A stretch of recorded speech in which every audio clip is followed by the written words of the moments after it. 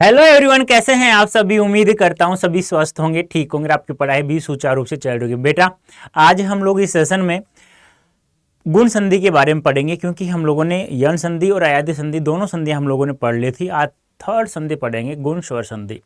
उम्मीद करता हूं यण संधि और अयादी संधि में आप लोगों को कोई दिक्कत नहीं होगी। फिर भी बार बार मैं आप लोगों से कह रहा हूं कि आप लोग कोई भी समस्या हो ना बेटा, तो आप लोग कमेंट बॉक्स में अवश्य अपनी समस्या से मुझे अवगत कराएं, उसमें आप लिख दें अपनी समस्या। तो नेक्स्ट जैसे सेशन आता है, जैसे आज पार्ट 18 आया, तो आप इसके कमेंट बॉक्स में लिख देंगे, तो मैं पार्ट 19 में उसका सॉल्यूशन लेकर के आपके सामने उपस्थित हो जाऊंगा। तो बेटा, अब की बार यदि हम लोग 200 में 200 नंबर चाहिए, इसीलिए तो हिंदी लैंग्वेज की हिंदी नंबर 1 सीरीज मैंने चलाई है। और फिर भी आप लोगों को कोई दिक्कत हो ना, तो एक मैं आप लोगों को बता देता हूँ। एक कोड है Y551, एक जनरल कोड है। आप लोग इस कोड का प्रयोग कहीं पर भी किसी भी बैच में, चाहे श्रेष्ठा बैच हो, चाहे आपका कोई महापैक हो, चाहे आपका डोमेन कोई भी हो यार, चाहे साइंस हो, चाहे मैथ्स हो, चाहे आपका कॉमर्स हो, चाहे आर्ट्स हो, या जीटी के साथ लैंग्वेज, आप कोई भी कोर्स परचेज करते हैं ना, तो इस कोड का जैसे आप लोग प्रयोग करोगे ना, तो आपको मैक्सिमम डिस्काउंट प्राप्त हो जाएगा बेटा। ठीक है, तो आप लोगों के पास कोई भी समस्या हो ना किसी भी सब्जेक्ट की, तो प्रत्येक सब्जेक्ट में 100% लाना है, तो इस कोड का प्रयोग करना है, मैक्सिमम डिस्काउंट प्राप्त करना है। आप लोग हमारे पास में जुड़ जाओगे, तो आप लोगों का उसी समय जैसे आप लोगों को समस्या उत्पन्न हुई, तो आप लोग हम लोग हमें लिख करके भी, बोल कर भी अपनी समस्या बता सकते हैं। उसी समय प्रत्येक टीचर आप लोगों को उसका आंसर, आपकी समस्या का समाधान कर देगा। ठीक है, तो आज हम लोग पार्ट 18 पढ़ेंगे। पार्ट 18 में मैंने अभी बताया आप लोगों को, आज हम लोग थर्ड स्वर संधि पढ़ेंगे, जिसके अंतर्गत हमारा कौन संधि आएगी, गुण स्वर संधि। अब इसके बारे में मैं आप लोगों को बताऊं, तो मैंने आपको एक ट्रिक्स में बात बताई थी, आप लोगों को याद हो तो क्या बताई थी बेटा, कि हम लोग ट्रिक्स में पहचाने तो गुण स्वर संधि को कैसे पहचानेंगे। तो मैंने कहा था किसी भी शब्द में एक मात्रा या एक मात्रा और एक खड़ी पाई जहां पर भी दिखाई देती है, तो वह शब्द लगभग 99% हम लोग कह सकते हैं कि वह शब्द है जो गुण संधि का हो सकता है। उदाहरण के लिए मैं बात करूं, जैसे बहुत सारे शब्द, जैसे कि मान लो गणेश आ गया, ठीक है, इनका हम लोग संधि विच्छेद भी करेंगे। अभी पहले मैं आप लोगों को समझा देता हूं थोड़ा सा। जैसे सूर्योदय आ गया, जैसे हिमोपल आ गया, ठीक है, जैसे श्वेतोत्पल आ गया, ठीक है। ऐसे बहुत सारे शब्द हैं जिसमें हम लोगों को जहां पर भी एक मात्रा दिखाई दे ना, तो हम लोग इतना कह सकते हैं कि हाँ, यह शब्द सर गुण स्वर संधि का हो सकता है।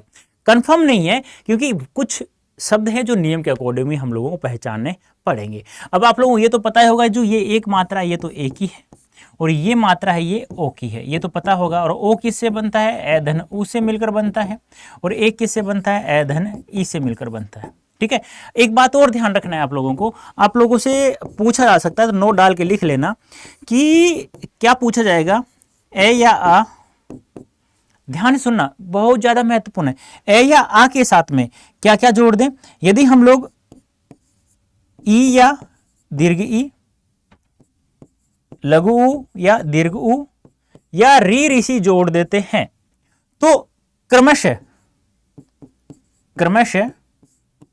क्या प्राप्त होगा बेटा, ए ओ अर प्राप्त होता है। तो आपसे कैसे पूछा जाएगा, ऐसे पूछा जाएगा कि संधि में ए या आ के साथ में लघु दीर्घ ई, लघु दीर्घ उ या री ऋषि को जोड़ देते हैं, तो क्रमशः ए ओ अर प्राप्त होता है। तो ऐसा किस संधि में प्राप्त होता है बेटा, गुण स्वर संधि में प्राप्त होता है। ये सवाल लगभग एग्जाम में बहुत बार पूछा गया, गुण संधि का ही पूछा गया है, तो ये आप लोगों को ध्यान में रखना होगा। ठीक है, अब हम देखते हैं कुछ नियमों के बारे में। जैसे अभी मैंने बताया कि ए या आ के साथ में किसका मेल करना है हम लोगों को, ई या दीर्घ ई का मेल कर देते हैं, तो क्या प्राप्त होता है, ए। क्योंकि मैंने स्टार्ट में बता दिया ये आप लोगों को, अभी स्टार्ट में बताया था। क्या बताया था, देखो एक बार यहां पे देखो कि ए है, ये ए धन ई से मिलता है, ओ ए धन उ से मिलकर बनता है। बस यही हम लोगों को ध्यान में रखना है, यही ध्यान में रह गया, बस काफी है हमारे लिए। ठीक है, अब देखो ए के साथ में बेटा ध्यान सुनना, लघु ई का मेल करते हैं तब भी ए प्राप्त होता है, और ए के साथ में दीर्घ ई का मेल करते हैं तब भी ए प्राप्त होता है, और यदि आ के साथ में दीर्घ ई का मेल करते हैं तब भी ए प्राप्त होता है, और आ के साथ में लघु ई का मेल करते हैं तब भी क्या प्राप्त होता है बेटा, ए ही प्राप्त होता है। ये आप लोगों को ध्यान में रखना है। ठीक है, इतना समझ में आ गया। अब दिक्कत क्या आती है कि सर यहाँ ए और आ, यहाँ ई और दीर्घी, ये हम लोग कैसे पहचानेंगे? जैसे कि मान लो अभी मैंने एक शब्द बताया आप लोगों को, गणेश आ गया, ये तो पता ही एक मात्रा है, एक मात्रा किसकी होती है? एक ही होती है, ठीक है। अब यहां में एक को जोड़ना है। अब देखो ऑप्शन में कैसे आएगा, ऑप्शन ऐसा देगा गण धन ईश, ऐसे ऑप्शन आएगा, ध्यान देना, गणा धन ईश, ऑप्शन इस प्रकार देगा, समझा रहा हूं ध्यान सुनना, घना धन इस और गण धन इस, ऐसे देगा। अब एक बात आप लोग कंफर्म हो जाना चाहिए कि गणा होता है गण, देखो गणेश क्या होता है? गण यानी होता है गुण,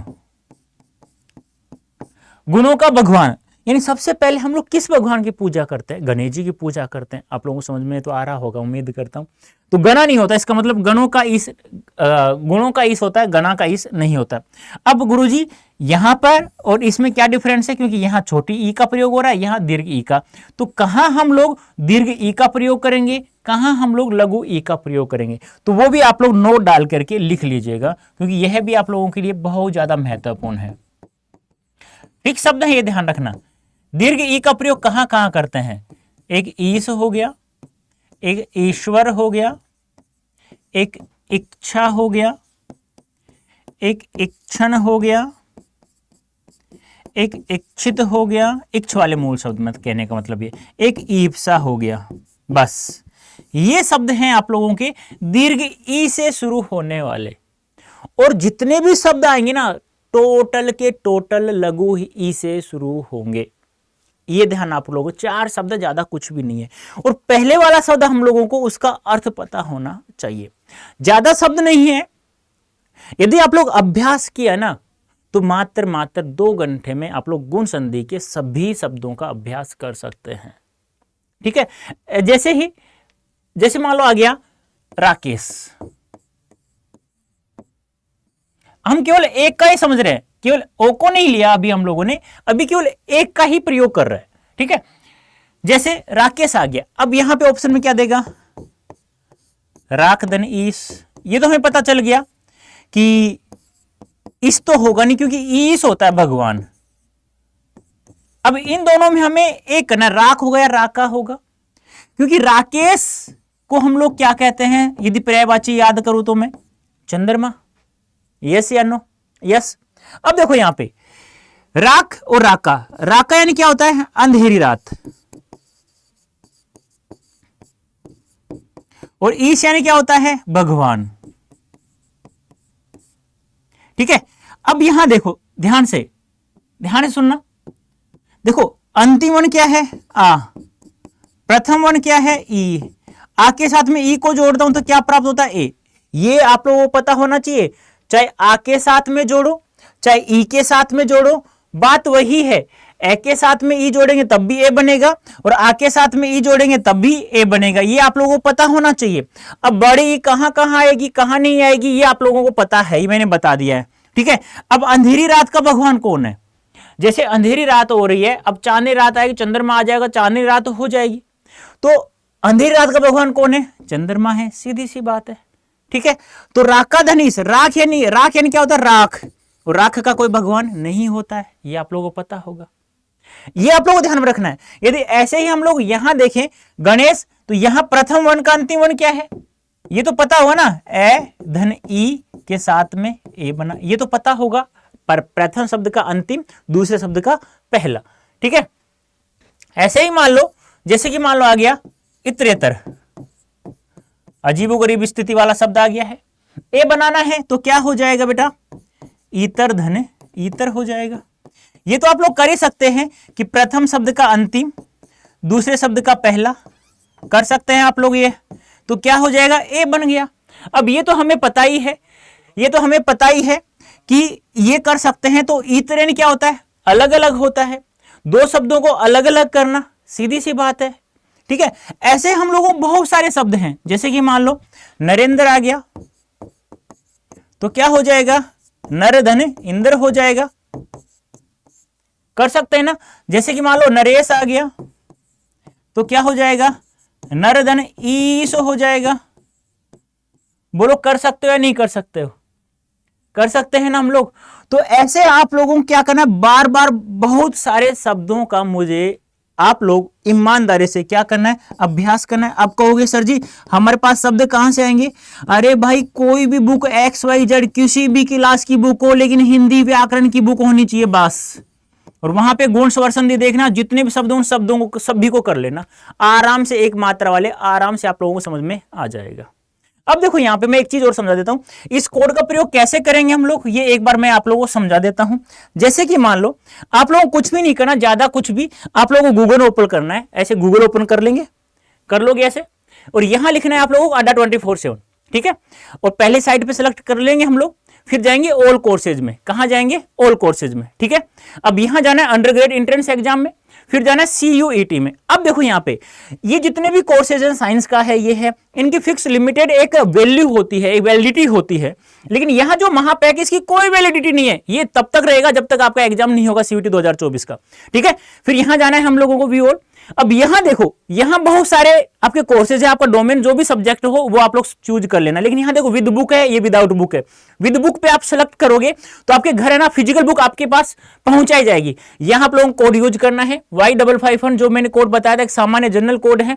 अब यहां देख लीजिएगा, ठीक है, इसकी कोई वैलिडिटी नहीं है, ये आपके एग्जाम तक रहेगा बेटा, ये आप लोगों को ध्यान में रखना है। कब देखो 12,449 रुपए का पड़ा और 2,550 रुपए का डिस्काउंट प्राप्त हुआ, कब, जब आप लोगों ने ये कोड का प्रयोग किया है, ठीक है। ये आप लोगों को ध्यान में रखना है, ठीक है। लेकिन जैसे आप लोग, जैसे श्रेष्ठा बैच हो गया, एम्बिशन बैच हो गया, उनकी क्या होती है, फिक्स वैलिडिटी होती है 3 महीने 4 महीने, जब तक कोर्स होगा जब तक आपके पास रहेगा, उसके बाद वो समाप्त हो जाएगा। लेकिन ये जो महापैक है ये आपके एग्जाम तक रहेगा, जब तक आपका CUET 2024 का एग्जाम नहीं होगा। तो बेटा अभी के लिए इतना ही, धन्यवाद, थैंक यू सो मच। आप यदि आप चाहते हैं कि प्रत्येक सब्जेक्ट में 100% आए, प्रत्येक सब्जेक्ट में हमारे पास, और साथ में क्लास 12 में 95% आए, तो आप लोग महापैक से जुड़ना है हमारे पास, ठीक है। आपका स्वागत है। और यहां से आप लोग जब जुड़ गए ना, तो हमारी गारंटी है कि हम आप लोगों को 12th क्लास में 95% अधिक अंक उपलब्ध करवाएंगे और CUET में तो 100% दिलाएंगे, ठीक है। अभी के लिए इतना ही, धन्यवाद, थैंक यू सो मच बेटा।